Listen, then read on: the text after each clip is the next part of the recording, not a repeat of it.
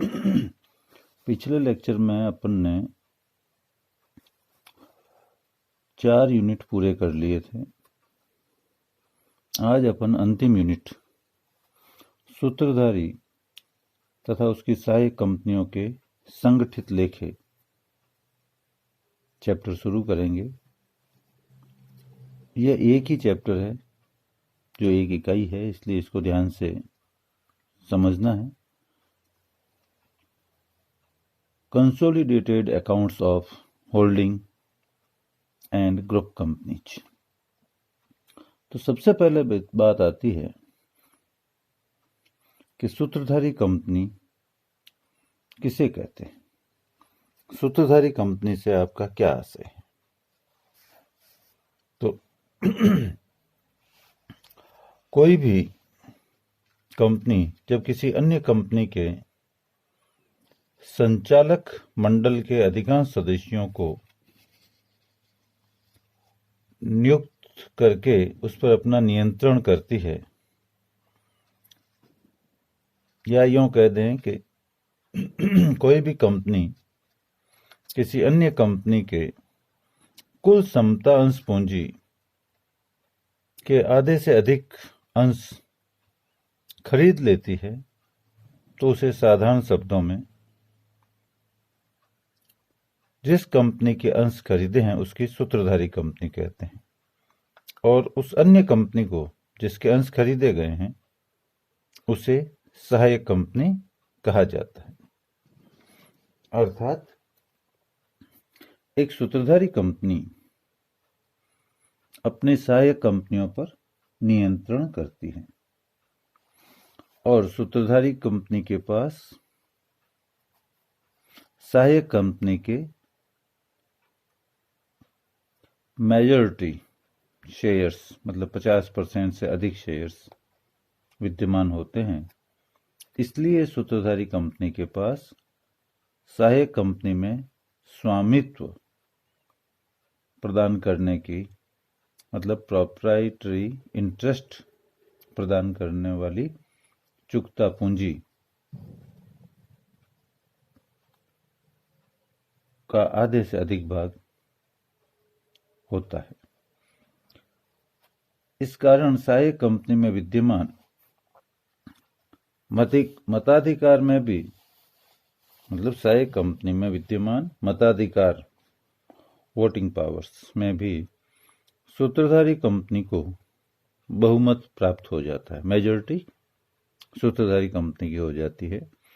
इसलिए सूत्रधारी कंपनी को सहायक कंपनी के कुल संचालकों में से आधे से अधिक संचालकों को मनोनीत करने का अधिकार प्राप्त हो जाता है। इससे क्या होता है कि सहायक कंपनी के नीति संबंधी निर्णय लेने के लिए सूत्रधारी कंपनी अपना प्रभावशाली नियंत्रण बनाकर रखती है। एक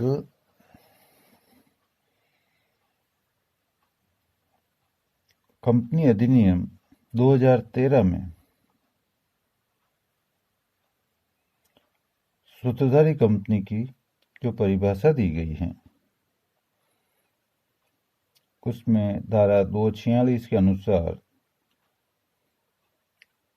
जो परिभाषा है वो ये है कि एक या उससे अधिक कंपनियों के संबंध में सूत्रधारी कंपनी से तात्पर्य उस कंपनी से है जिसकी वे सहायक कंपनियां हैं। बस इतनी सी परिभाषा दी। और जो कंपनी अधिनियम 2013 है उसकी धारा 287 में जो सहायक कंपनी को परिभाषित किया गया है उसमें लिखा गया है कि एक कंपनी किसी अन्य कंपनी की सहायक कंपनी होगी यदि नंबर 1 वह अन्य कंपनी उसके संचालक मंडल की संरचना मतलब बोर्ड ऑफ डायरेक्टर्स के कंपोजिशन को नियंत्रित करती हो। दूसरा, वह अन्य कंपनी उसकी कुल अंश पूंजी टोटल शेयर कैपिटल के आधे से अधिक की धारक हो, मतलब आधे से अधिक अंश खरीद रखे हों। तीसरा, उक्त कंपनी किसी ऐसी कंपनी की सहायक हो जो स्वयं उस अन्य कंपनी की सहायक हो। जैसे कि पहली दो शर्तों में से किसी भी शर्त के आधार पर वाई लिमिटेड एक्स लिमिटेड की सहायक कंपनी है, वाई लिमिटेड एक्स लिमिटेड की सहायक कंपनी है, और जेड लिमिटेड वाई लिमिटेड की सहायक कंपनी है, जेड लिमिटेड वाई लिमिटेड की सहायक कंपनी है। तो एक्स लिमिटेड की जेड लिमिटेड भी सहायक कंपनी मानी जाएगी, चाहे एक्स लिमिटेड ने प्रत्यक्ष रूप से जेड लिमिटेड का एक भी अंश नहीं खरीद रखा है। इसी प्रकार यदि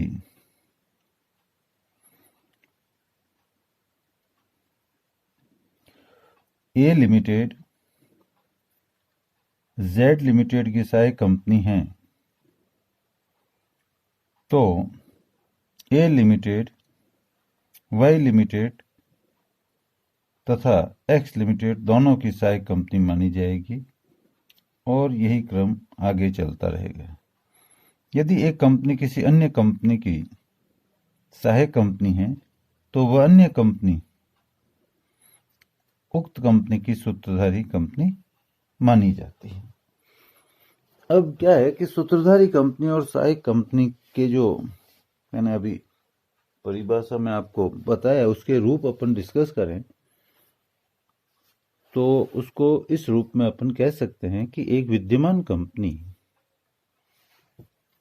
जो अभी एग्जिस्टेंस में है, वह कंपनी नई कंपनी बनाती है और उसके बहुमत अंश अपने पास रखकर, बहुमत का मतलब 50% से अधिक अंश अपने पास रखकर अन्य व्यक्तियों को शेष अंश खरीदने के लिए आमंत्रित करती है।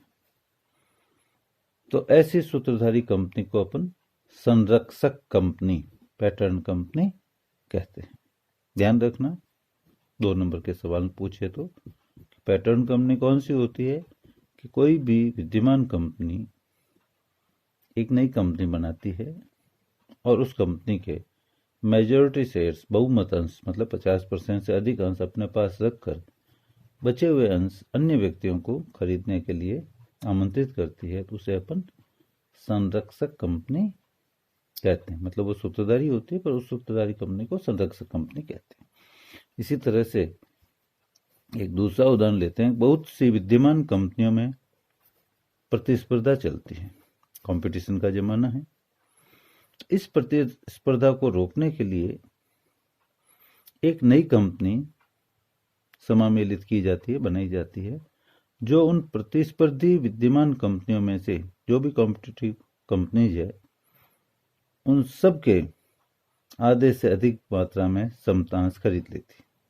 जितनी भी कॉम्पिटिटिव कंपनी है उनके 50% से ज़्यादा शेयर वो खरीद लेती। कौन से शेयर? इक्विटी शेयर, समतांश खरीद लेती, क्यों? होल्डिंग हमेशा समतांशों से बनती है।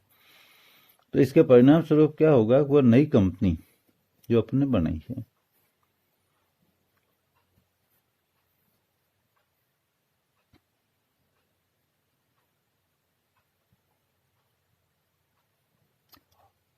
उस विद्यमान जो भी सारी विद्यमान कंपनी हैं उनकी सूत्रधारी बन जाएगी, और इस प्रकार नई सूत्रधारी कंपनी को अपन नाम देंगे संतति या संतान, जिसको कहते हैं ऑफ स्प्रिंग कंपनी।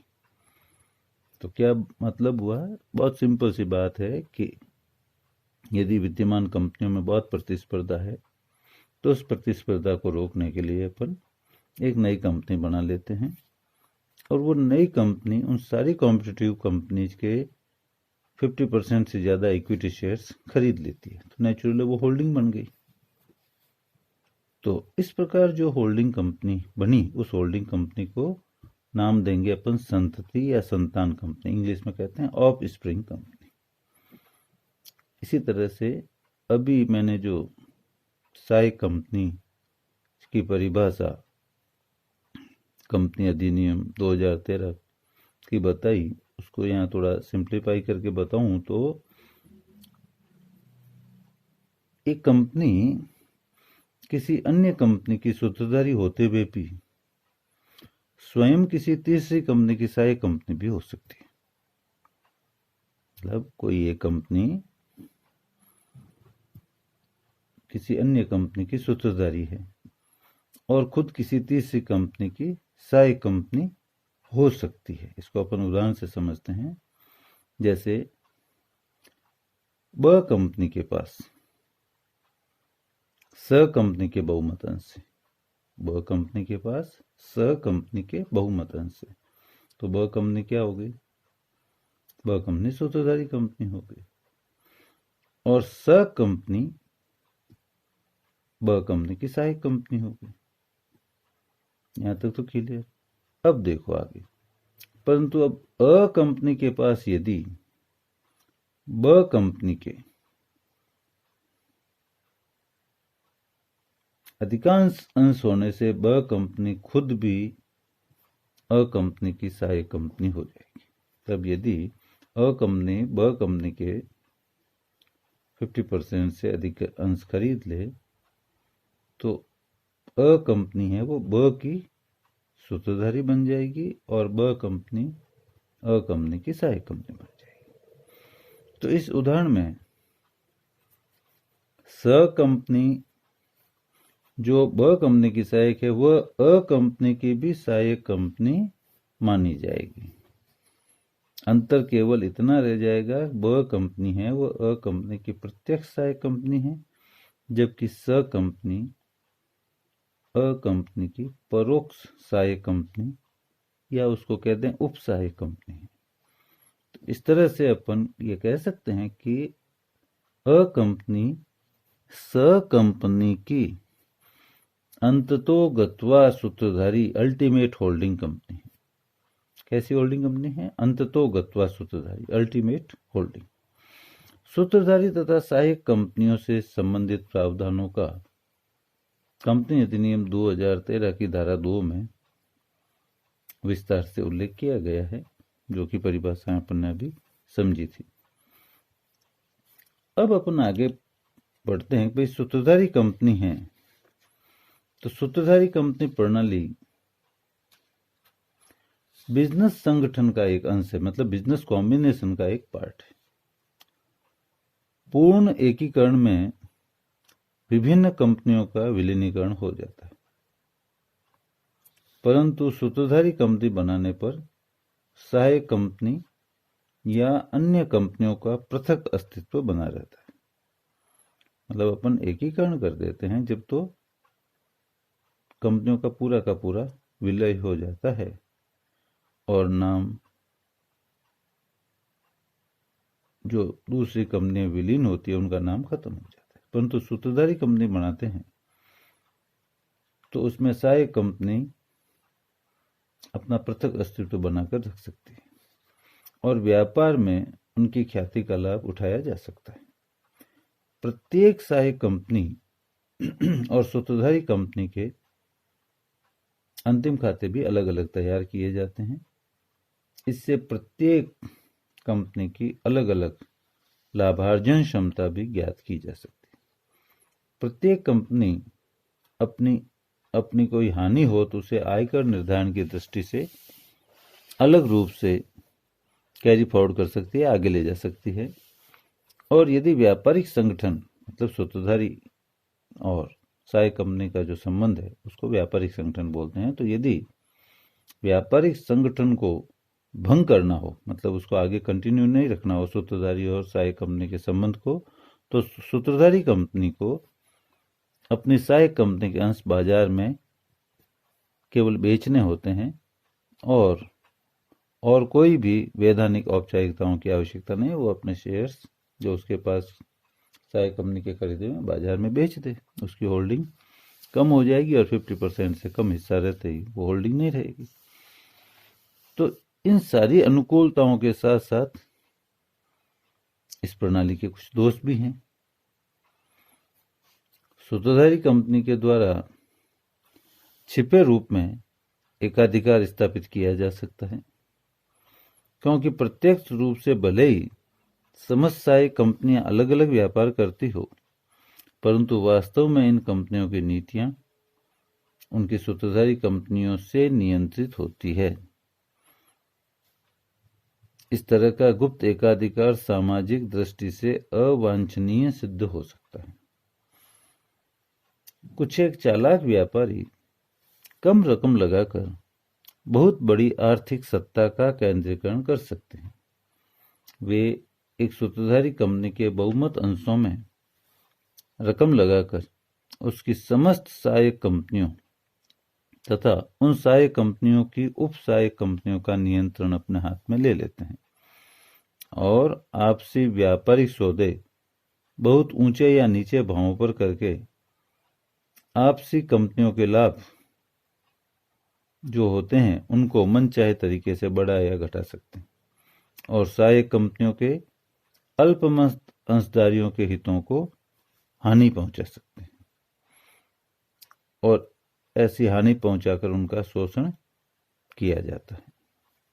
इसलिए अल्पमत अंशधारियों और अन्य लेनदारों को सहायक कंपनी की आंतरिक आर्थिक स्थिति का सही ज्ञान भी नहीं हो पाता है। इसलिए सूत्रधारी कंपनी प्रणाली से लाभ भी होता है और हानि भी होती है, परंतु यह व्यवस्था कंपनी प्रणाली का एक नियमित अंग है।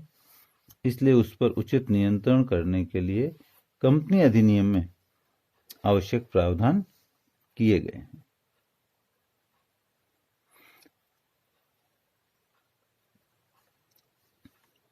प्रत्येक सूत्रधारी कंपनी के लिए अपनी सहायक कंपनी के बारे में कुछ सूचनाएं